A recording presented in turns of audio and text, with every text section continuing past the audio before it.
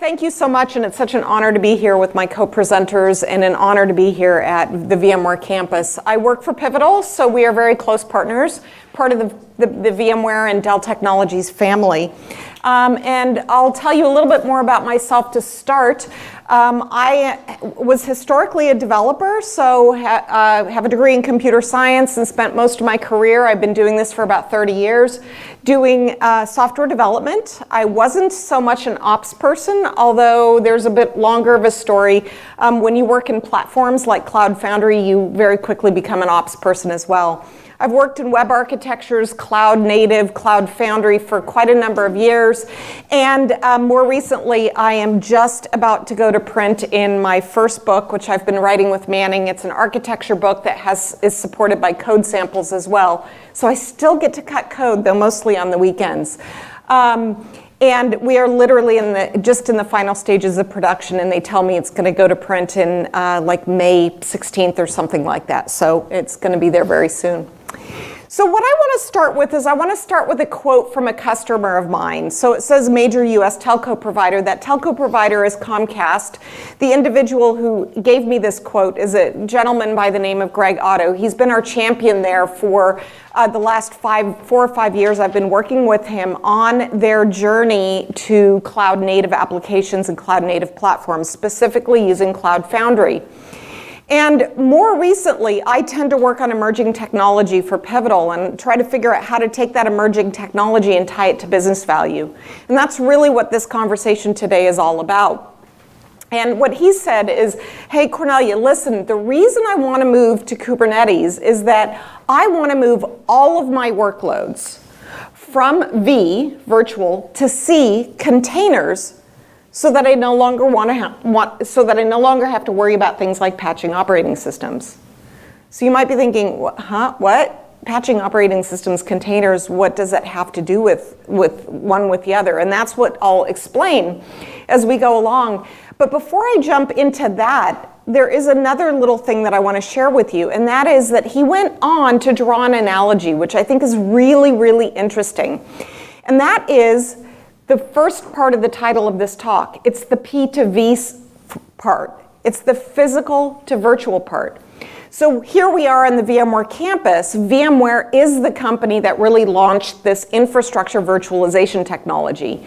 More than 20 years ago, they've had their 20-year anniversary. And in the beginning, I was one of the first people who used VMware's technology, VMware Workstation, and because I'm a developer.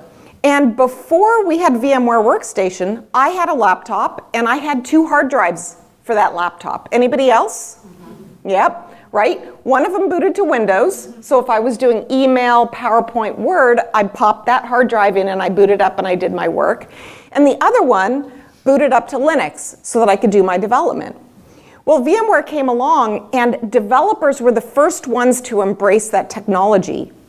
And so that we didn't have to carry around 2 hard drives, so that we could have multiple environments, so that I could write software that compiled on Linux and maybe also compile it on a Windows operating system, make sure that it worked across these different environments. So devs were kind of the first embracers of VMware technology.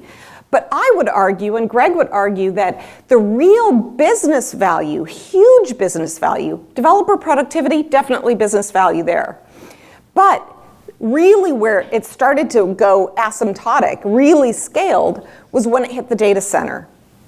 And VMware did not build a $10 billion business out of me not having to carry around 2 hard drives, right?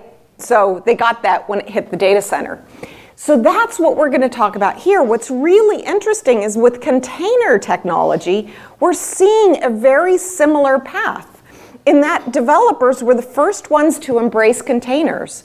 And I was just sitting at lunch chatting with some other, some industry colleagues who said, yeah, we're doing Kubernetes and Docker, and it's to power our QA and it's to power our release cycles. It's the developer workflows where containers are being used. But what I want to share with you through the rest of this talk is some of the value that we're starting to see emerge when we move beyond just the developer productivity in containers. So why containers? Why did we start with containers in the first place? And there's really one, and here's my punchline, there's one reason that containers initially became popular. And that was when the software operator on the left-hand side very angrily said to the developer on the right-hand side, your code does not work. And what does she say? Worked on my machine, right? So it works on my machine. And so containers, initially, the very first use case, when I started talking to customers 5-6 years ago about containers, they were the one, this is what they came up with. They said, hey, I want to change that whole barrier between dev and ops. I just want my developers to create containers and ops to run them. It's a lot more complicated than that. We only have 20 minutes. I won't go into the details. But we have to do better than that, and I'll talk a little bit more about those. So if that was the only value, we wouldn't be standing here talking about containers and about Kubernetes today. But the value goes beyond that. So let's go back to Greg's quote. And Greg said things like patching operating systems. So I'll tell you first about this one, what he means by this. And by the way, the reason that he knew about this wasn't that he's this wizard, it's that for the last 5 years he's been deploying Cloud Foundry, which is a container-based platform. So he's achieved a lot of what I'm going to be talking about here, even before he moved into Kubernetes. All right, so let's talk about what he means by patching operating systems. So for those of you who are a little less familiar with containers, here's the basic schematic. We have a host, a virtual machine. Let me take a moment to emphasize that when I say moving from V to C, from virtual to containers, I'm not saying get rid of the V. The V is still there and still plays a hugely important role. Just like physical didn't go away when we went to virtual, virtual doesn't go away when we come to containers. And so right here, you see where the V still comes in. I have a host. And that host has a kernel, has an operating system kernel. And then inside of that host, I create a container. And inside of the container, I add a little bit more operating system, so what we call the root file system. Then I add the runtime layer, let's say the JDK, for example, or the Python runtime or something like that. And then I add the application layer, the actual application that's going to be running inside of there. And that's what it looks like. Now, everything is running fine. I've got this deployed into production. Everything's cool. And then what happens? A vulnerability is found in the kernel operating system.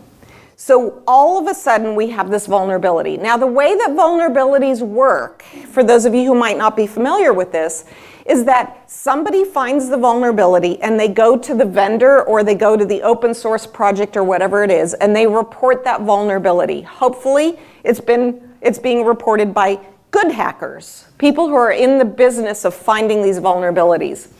And now that vendor or that open source project is going to create a patch. They're going to correct that vulnerability. And they're going to make that available to the industry before they announce the vulnerability to the rest of the world. So on a Friday afternoon, they might say, okay, patch is available. And we are going to announce to the world, this is under embargo, we're going to announce to the world on Monday morning the existence of this vulnerability. At that point, every bad hacker out there is going to program up their bots to start looking for the systems that are available out on the internet that have this vulnerability. They're going to start trying to get in. So you have a very small window of opportunity. Now, I was sitting with somebody again at lunch who said that they spent a certain portion of their career doing patch management. Any people doing patch management in the room? No, lucky us, right? Not a fun job. But when I talk to customers and ask them about their patch management, it's fairly typical that patching a vulnerability in the kernel operating system can take weeks or months before they have all of their systems patched. It literally is that complex. But now let's see what happens when we have containers in the picture. The way that containers work, what we're doing is we are doing all of that dependency management. Remember it works on my machine? We're doing all of that dependency management and all of that bundling all the way. We sometimes in DevOps talk about shifting left. We do that far, far earlier, and we create a container image that realizes all of that work. So all of that work of that dependency management and the bundling has already been done. So what that allows me to do is this.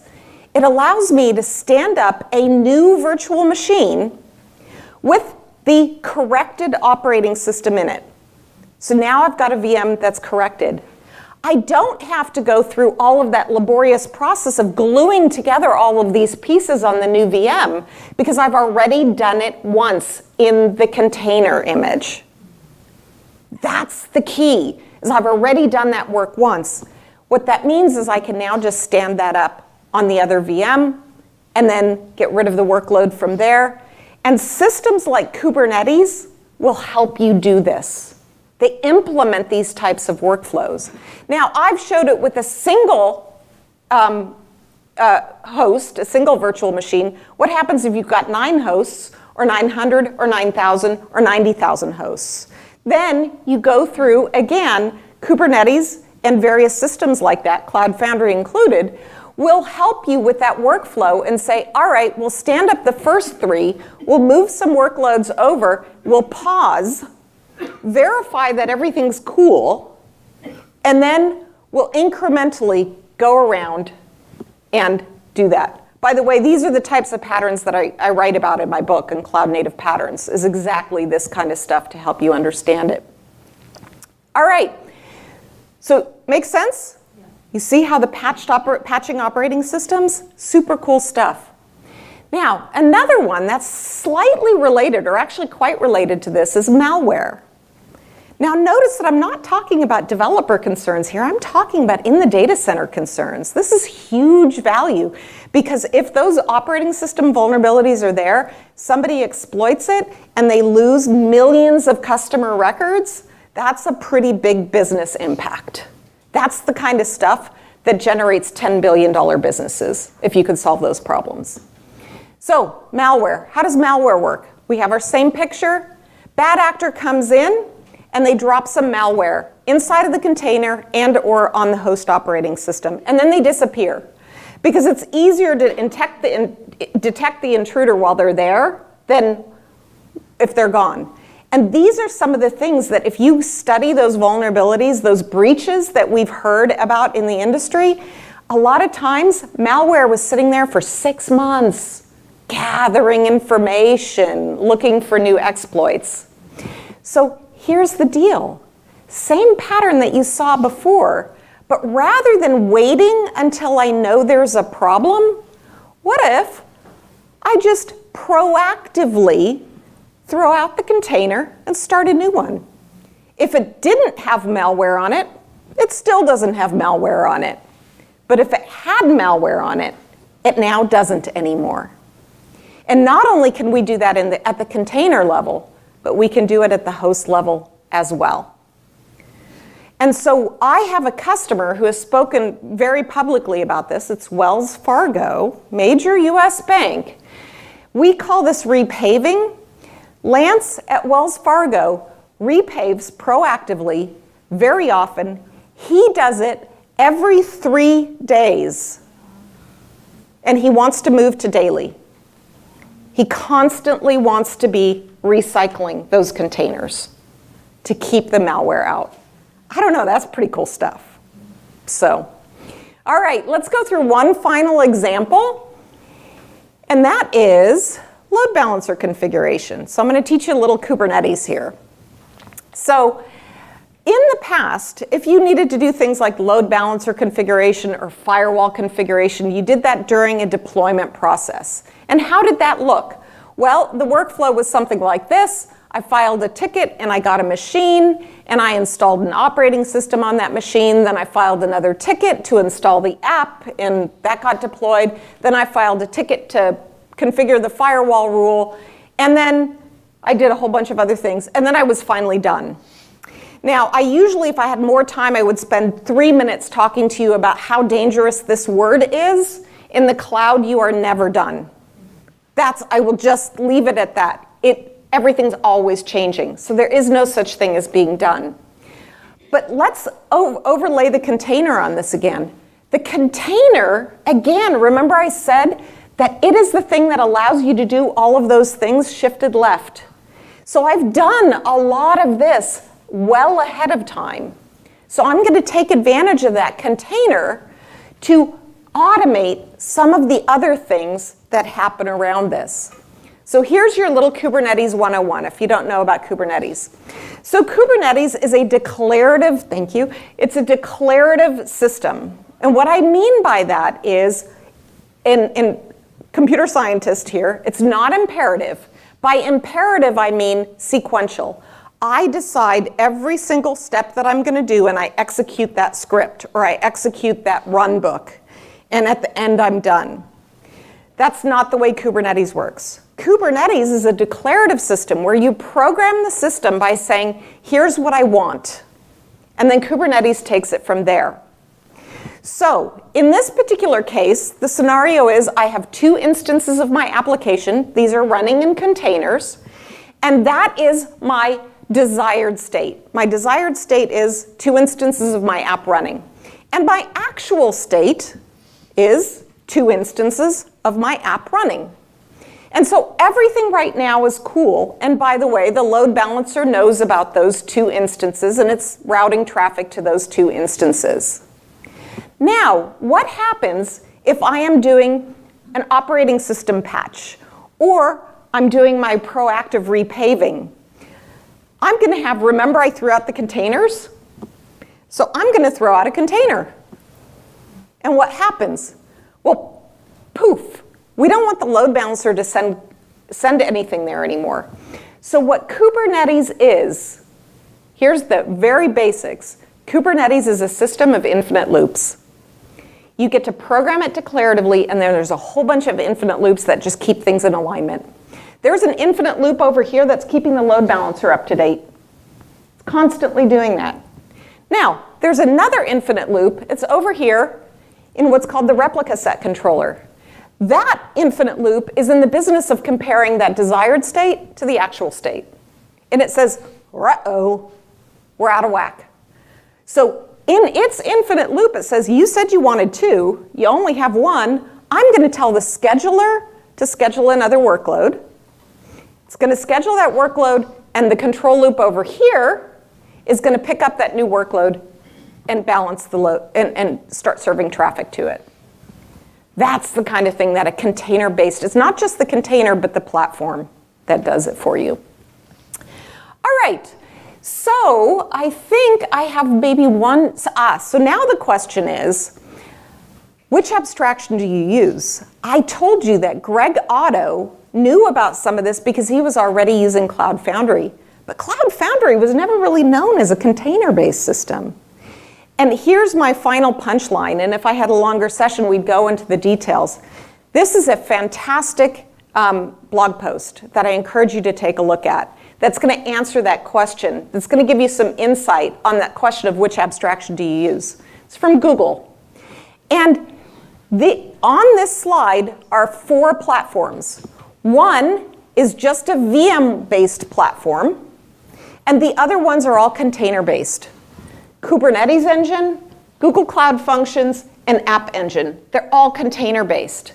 What you see here are the amount of time that it took a developer to be able to deploy a very simple app onto each of these platforms.